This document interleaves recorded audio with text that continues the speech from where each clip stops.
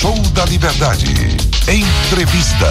Estou recebendo aqui no estúdio, quero agradecer sua presença aqui conosco, a conselheira tutelar Rafaela Barcelos, aqui de Caruaru. Vamos conversar conosco sobre diversos assuntos, mas principalmente sobre a atuação do conselho junto às escolas. Essa semana a gente se deparou com um caso que vem repercutindo muito pelo grau de violência que foi cometido. A Alícia Valentina, de apenas 11 anos, ela morreu após ser espancada dentro de uma escola em Belém de São Francisco, aqui no sertão do estado. Segundo a família, a menina ela foi encaminhada por funcionários do colégio para o hospital municipal lá de Belém do São Francisco. Depois que a menina foi liberada, os pais, ao perceberem que ela apresentava ainda um sangramento no ouvido, ela vomitou sangue, a levaram novamente ao posto de saúde do município, e a partir daí começam os encaminhamentos e a busca para tentar salvar a vida de Alícia. Alícia foi encaminhada para um hospital no Recife, mas infelizmente ela não resistiu aí aos ferimentos. Ela foi agredida por 4 meninos e uma menina também. E nos chama a atenção todo o caso, mas a Alícia tinha apenas 11 anos. E para falar sobre o trabalho, a atuação do Conselho Tutelar junto às escolas, a gente convidou a Rafaela para vir aqui conversar conosco. Ela que é conselheira tutelar, atua aqui em Caruaru, então conhece bem as situações e vai conversar conosco sobre mais essa história triste, que a gente estava aqui conversando nos bastidores e dizendo, que infelizmente, 11 anos e já caracteriza aí um feminicídio, infelizmente. Muito bom dia, Rafaela, seja bem-vinda à Rádio Liberdade, ao programa Show da Liberdade. Bom dia a todos os ouvintes da rádio. E primeiro eu gostaria de agradecer pelo convite e parabenizar por convidar uma pessoa que está diretamente na proteção de crianças e adolescentes, porque depois do caso Felca, do que ele denunciou, a gente tem visto um boom nas redes sociais de muitas pessoas pautando as infâncias. E que bom, isso por um lado. Mas por outro, infelizmente também tem muitas pessoas que estão surfando no engajamento sobre a pauta das infâncias, e aí surge um monte de especialistas sem especialização, Então é muito importante a gente chamar para dialogar pessoas que trabalham diretamente naquela área, Por exemplo, se eu for chamada aqui para falar sobre futebol, todo mundo que gosta de futebol vai sair revoltado comigo e eu vou só gerar um senso comum. Então é muito importante porque a gente traz à luz o trabalho do Conselho Tutelar, a gente fala sobre a importância das escolas, porque infelizmente quando acontece uma tragédia como essa, um crime de feminicídio, uma violência contra uma criança, acaba gerando também alguns comentários de enfraquecer, deslegitimar ou de ataque às instituições, Nossa, essa escola que não fez isso, essa unidade que não fez isso. A gente sabe que houve negligência, principalmente na área da saúde. Mas a gente viu também, pelas notícias que a gente acompanhou, que a escola prestou o devido socorro, porque é isso, quando uma criança se acidenta na escola, quando acontece uma agressão ou qualquer coisa nesse sentido, que precise de um atendimento de saúde, as escolas podem e devem encaminhar diretamente para uma unidade de saúde e comunicar imediatamente aos pais também. Então a gente viu que essa escola fez esse gesto. O que é que a gente consegue refletir como que talvez tenha faltado, que isso é um cenário nacional, que é uma educação voltada mais para o respeito, para a gente pautar também questões de gênero, porque sim, foi um crime de feminicídio, como foi apontado, de que ela não queria ficar com o garoto, dar um beijo nele. E aí a gente precisa dialogar sobre isso, sobre direito ao corpo, sobre educação sexual, sobre bullying, sobre a violência nas escolas mesmo. Isso é uma realidade, a gente não pode colocar para debaixo do tapete. A gente precisa de fato pautar a questão do respeito, a questão da violência na escola, dialogar com as famílias. Então talvez o que esteja faltando em todas as escolas do Brasil, obviamente tem muitas escolas que trazem esse debate, para além das questões didáticas da escola, mas para a gente pautar questões também de direitos humanos. Então acho que isso é um começo da onde começou a falhar, né? Entendi. Quais são os casos mais recorrentes, assim, que chegam ao Conselho Tutelar quando a gente fala em escolas? Eu digo isso, eu moro de frente em escola municipal aqui em Caruaru. E o horário do recreio é sempre um horário de muita tensão. Eu moro de frente mesmo à escola. O horário que os ônibus chegam para deixar as crianças também é um horário de tensão. E o horário de recreio também é um horário de muita tensão. Porque de fato, assim, um caos. A gente que está de fora, né? A gente que está ouvindo, que sabe, que vê toda a movimentação, a gente vê que é um caos. Quais são, assim, os casos mais recorrentes que chegam para vocês quando se trata, assim, de escolas? A escola, gosto de estar sempre frisando esse papel importantíssimo da escola. Por exemplo, no período da pandemia, a gente teve uma extrema baixa dos casos principalmente de abuso sexual, né, de maus tratos contra a criança. Então, a escola, ela tem essa imensa importância na proteção de crianças e adolescentes, porque é o principal canal de comunicação. Porque é dentro da escola que a criança passa um grande período, é dentro da escola que consegue se perceber mudança de comportamento daquelas crianças. Então, é preciso estar atento.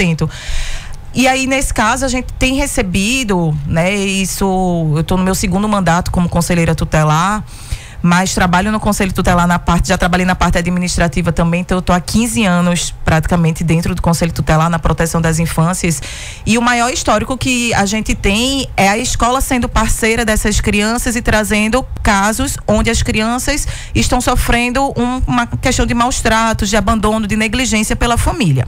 E aí, em um segundo momento, a gente também é noticiado de casos de conflito entre alunos, de ameaça, de assédio contra meninas também, né? E aí a gente tem visto que existe algumas escolas aqui em Caruaru mesmo que estão fazendo núcleos de debate sobre gênero, sobre direitos humanos. Isso é uma iniciativa extremamente importante. Era importante que fosse em todas as escolas e em todas as idades, porque a gente consegue debater sobre isso em todas as idades com a linguagem de cada idade. Com o adolescente a gente vai conversar de uma forma, com a criança a gente vai conversar de outra forma. Então, acho que o maior número de casos, tirando esse aspecto familiar, é sim de violência, de um aluno brigando contra outro. Às vezes vem de uma escola para outro, para a porta da escola, nesse momento de saída também é um momento que gera sim uma aflição. Mas ao mesmo tempo também a escola é esse espaço, né, de educação, de lazer, de cuidado com criança e adolescente.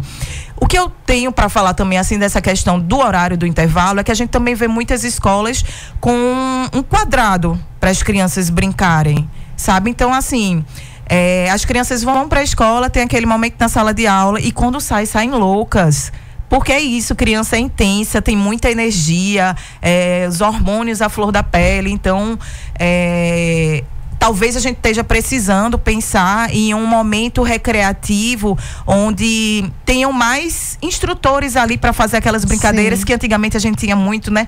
Eu nem sei, mas eu acho que hoje em dia não tem tanto brincar de queimada, né? Brincar de elástico, de pular corda. Então, talvez um caminho para auxiliar numa maior presença, porque essa presença dos educadores com os alunos, ela precisa ser uma presença educativa, recreativa e não de fiscalização. Porque eu vi muitos comentários que falavam assim: tem que colocar câmera em todo lugar, até no banheiro, mas as crianças, elas não podem estar indo para um ambiente que vai ser parecido com uma prisão, onde elas vão estar sempre sendo fiscalizadas e o tempo todo filmadas. Não é esse o ambiente que tem que ser da escola.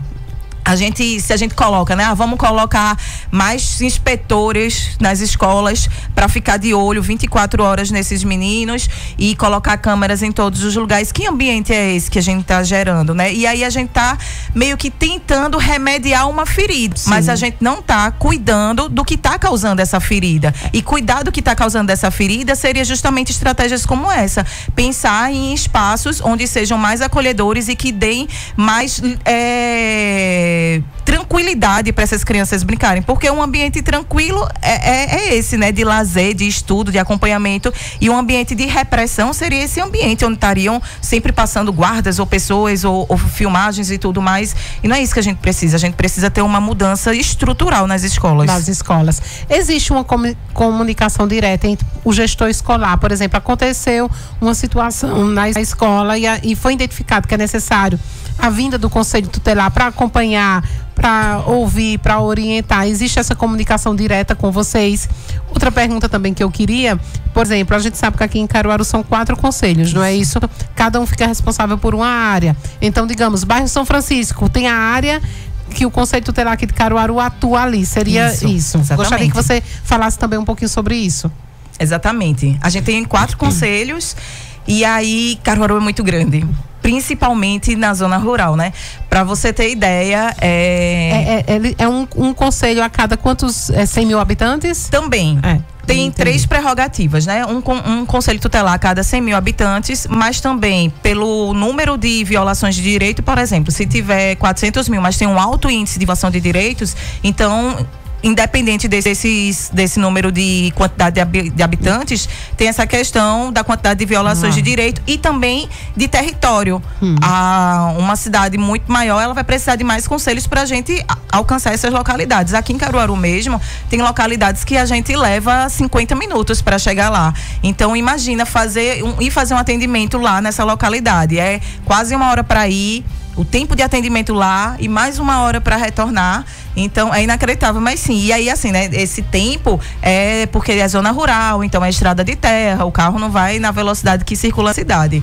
Então, cada conselho ele atende cerca de 20 a 25 bairros e mais um distrito, cada conselho. Aí, dentro de cada distrito, por exemplo, a área que eu atendo, ela tem cerca de 22 sítios, que a gente sabe que às vezes é uma comunidade pequena que leva aquele nome de sítio, tem umas maiores como Taquara de Cima, Taquara de Baixo, Taquara de São Pedro, e tem outras localidades que são menores. Como foi a primeira pergunta? Sobre esse canal direto sim. da gestão, do gestor escolar com o Conselho Tutelar. A gente tem uma comunicação direta, sim, com as escolas. O papel do Conselho Tutelar, ele faz 35 anos que a gente tem o Conselho Tutelar, então assim, parece muito tempo, mas ao mesmo tempo é muito novo, sabe? Então ainda existe uma necessidade de conhecimento da população sobre a função do Conselho e ela tem acima de tudo uma função administrativa.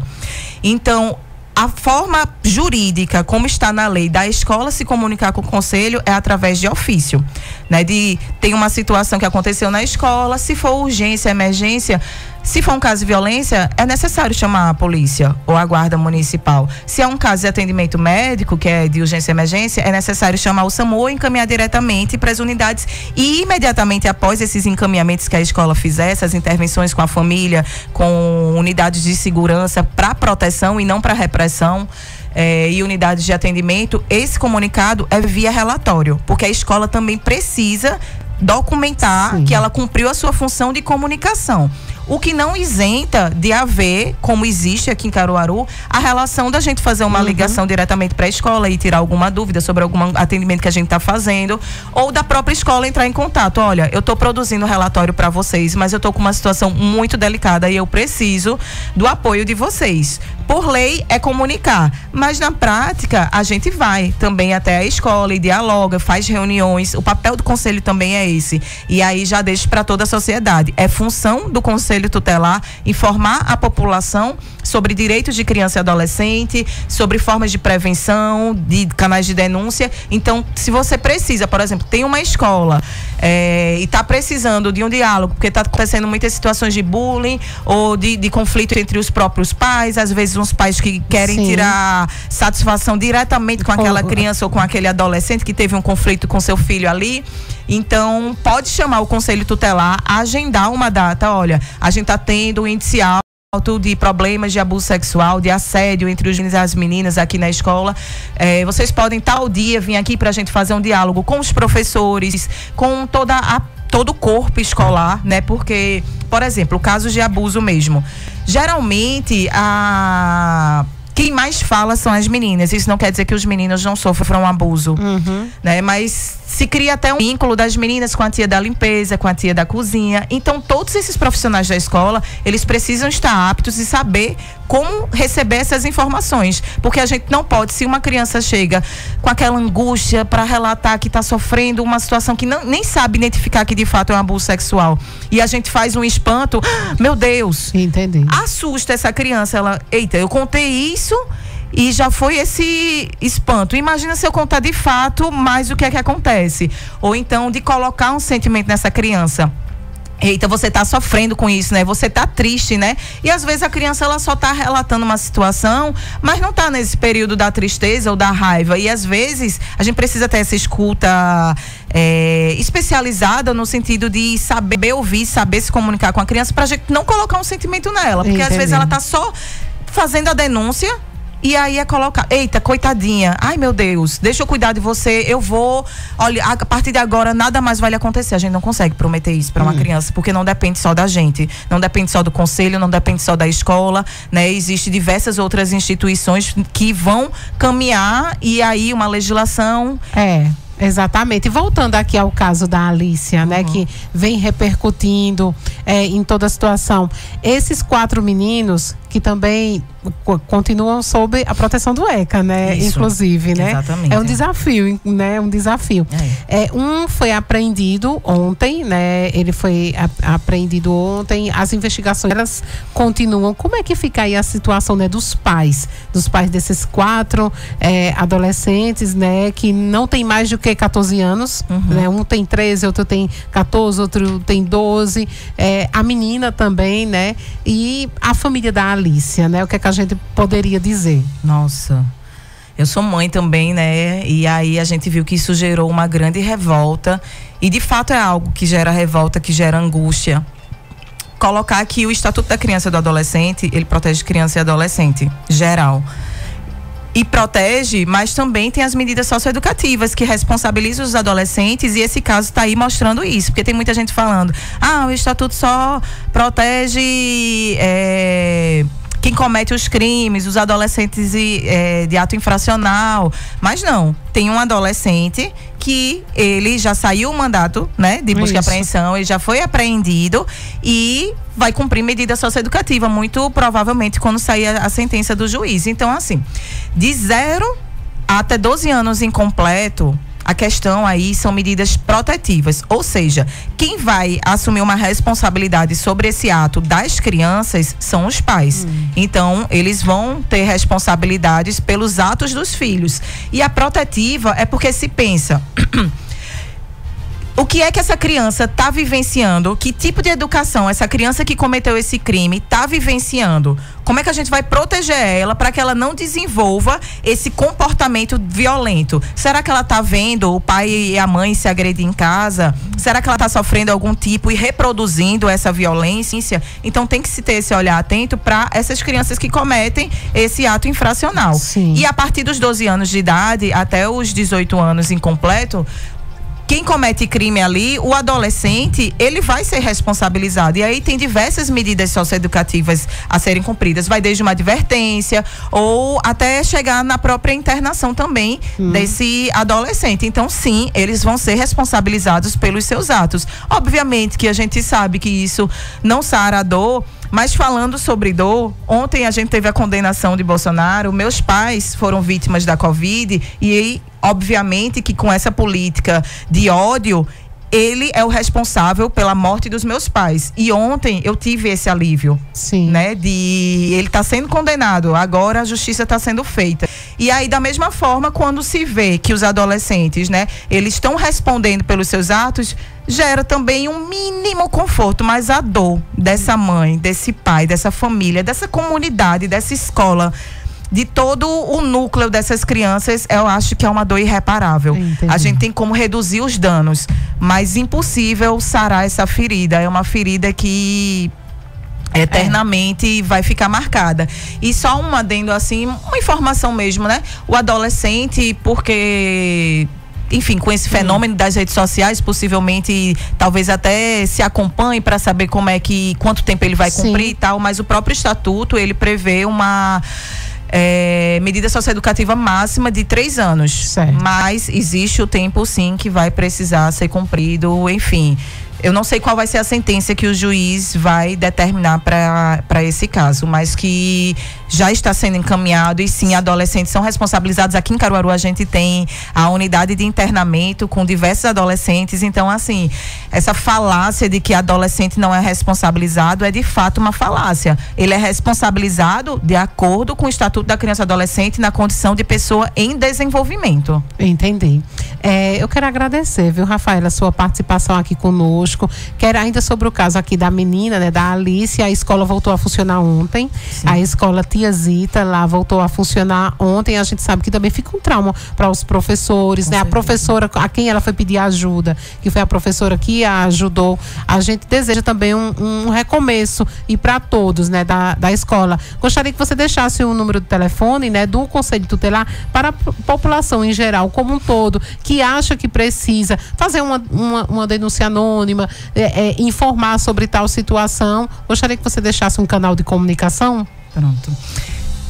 O mais fácil é o Disque 100, porque aí ninguém esquece. Se você digitar 100 de qualquer lugar do Brasil, você consegue fazer uma denúncia. Se, por exemplo, você tem uma notícia que tem uma criança que está sofrendo maus tratos no Acre. Certo. Você daqui de Caruaru pode discar 100 e dar todas as informações que vai chegar até o Conselho Tutelar daquela cidade, Ministério Público, Centro de Referência da Mulher, Secretaria da Mulher, enfim, para cada segmento que for necessário, através do Disque 100 chega a denúncia. Para falar diretamente com o Conselho Tutelar, tem os números fixos, que é o 31010007 até o 31010010.